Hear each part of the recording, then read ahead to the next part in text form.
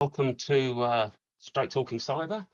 This week we're looking at Apple and what it's bringing to iOS, the iPhone and the iPad, which is a super secure lockdown mode. And we're also going to give a warning about an old threat that's come back in a viral way called no-hook phishing. Great. Well, quite a lot going on since we've last recorded, isn't there?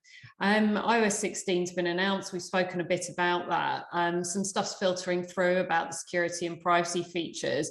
There's kind of two things that I'm interested in, actually. And the first one, it seems like not the reason to get annoyed about this, but a lot of iPhones aren't going to run iOS 16, and that's actually going to be pretty bad long term for security. So you have to have an iPhone that is an iPhone 8 or above to actually be able to run iOS 16. And as we know, upgrades aren't just for features, they're actually for security reasons as well.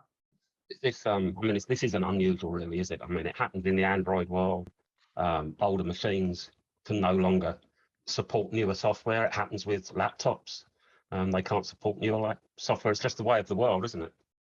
It is. I think the important thing to notice, though, is that people do need to kind of realise that. A lot of people do hang on to older devices. They give older iPhone, Apple devices to parents or even to kids to use. And these devices are, at this point, this year, going to be insecure. So it is something that people kind of need to know about, really. And actually, it's very expensive to keep buying tech like this, isn't it? And that's something maybe that the vendors need to address a bit more. You don't get that long out of things. And also with the iPhone, of course, you haven't got the third-party security apps that actually do much by way of protection either. So you are really in a bind, I think. Yeah. So what would be the advice to people who can't afford to upgrade their iPhone? So what can they do? What basic things can they do just to make them as safe as possible? Get a new one. Yeah, no, that's interesting, actually. Well, I would say always keep your phone up to date is your absolutely number one thing. Lucky thing with Apple is when there's a really, really bad vulnerability, they do actually update older OSs. That has been known to happen. So if there's something like the Pegasus vulnerability, which was, obviously very severe, very risky for anyone who's on it, life or death, in some cases, then you can rely on Apple to do something about it. Otherwise, you've got to be careful about the apps that you download, that sort of thing. You've got to be careful using your browser on there because there are browser-based attacks that you might be susceptible to. It doesn't mean that you're really, really kind of right, your phone's going to be attacked, but it does mean that you have to look out for these kind of vulnerabilities when using your phone. Don't just download loads of apps and just leave them there because that can leave you susceptible. Sorry, one of the things would be, be wary of your message attachments and email attachments, etc., which sort of brings us straight on to lockdown mode, doesn't it? Because lockdown mode impacts these things as well. Yeah, lockdown mode is really aimed at people who need high security on their iPhones, and it's coming in iOS 16. It's just been announced. We just heard about it. What was our time yesterday, which was a bit before this video is going out. But really over the last year, we have begun to realise how severe iPhone attacks can be and how easily they can happen without your knowledge, because these are what we call zero-click attacks. So there is no user interaction for these attacks to happen. So patches come out, patches can help fix these vulnerabilities, but obviously these vulnerabilities are there at some point, and that is a big risk for some people, especially journalists, dissidents, people who will be targeted, such as Khashoggi, who obviously was targeted in this way previously. So lockdown mode basically is a mode that you can switch on. It comes off, turned off by default, because most people won't need it. Yeah, but I think people also need to be aware of the cost-benefit relationship here. You're not going to get most people are not going to get attacked by the sort of advanced spyware that this is designed to stop. Let's get that straight right from the start. And if you do, as far as I understand it, if you do activate lockdown mode, it's not a magic bullet, but what it will do is it will disable most message attachments other than images. It'll block them. Most websites, or certainly a large number of websites, will run a lot slower because it will disable just-in-time JavaScript, which is JIT, which is used to speed up websites. Incoming invitations like FaceTime will be blocked. That's if the user hasn't previously initiated a request with that person, and so on. Apple are going to warn with lockdown mode before you actually activate it that it will seriously impact on the usability of the device. So it's one of those things it looks good, it sounds good, but I don't think most people are really going to need it. No, it's a highly targeted feature, isn't it? And actually, it looks very good for Apple in terms of marketing point of view, and, you know, keeping the iPhone as secure as possible from these high risk, kind of low group of people attacks.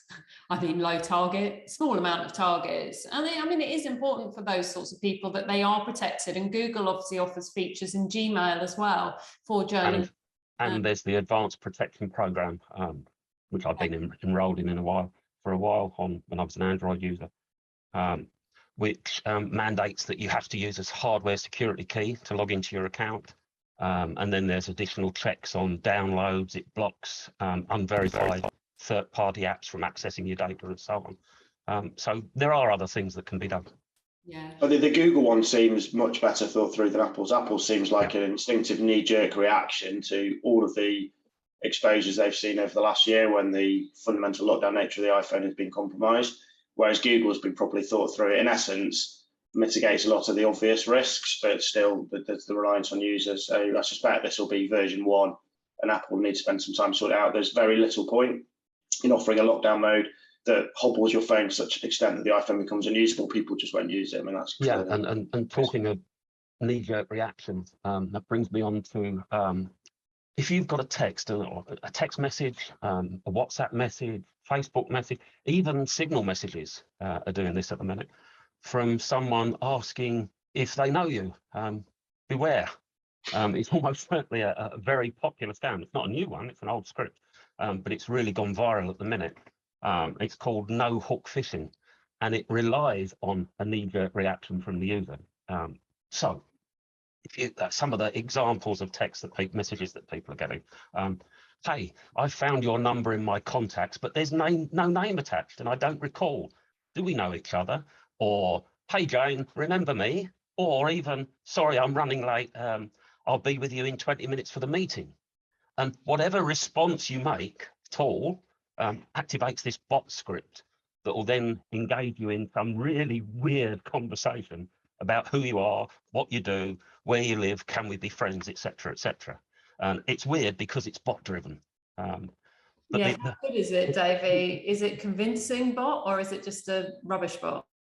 It's a rubbish bot.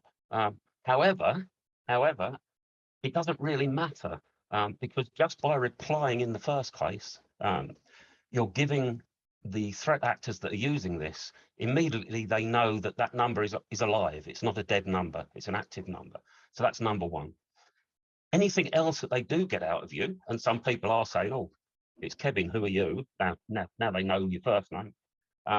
Any of this information they get can then be used in other phishing attacks later on, or malware distribution scams. It's even been suggested by a few people that I know that it's being used as a sort of romance scam, which is they start this conversation to try and trap a lonely user into this sort of online romance thing, thinking that it's two lonely people who've found each other by accident. Oh, such a shame. What if this is real though? That's the thing. I mean, how do you prove that it might be a real person at the end of that? Can you try and phone them or do something like that? Why bother? Why bother? If somebody texts you out of the blue from a number you don't know, saying, "Oh, hello, I've got your number. Who are you?" Ignore it. Ignore it.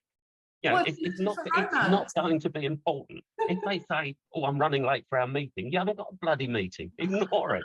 If they say, "Hey, Jane, remember me?" and your name's Fred, ignore it.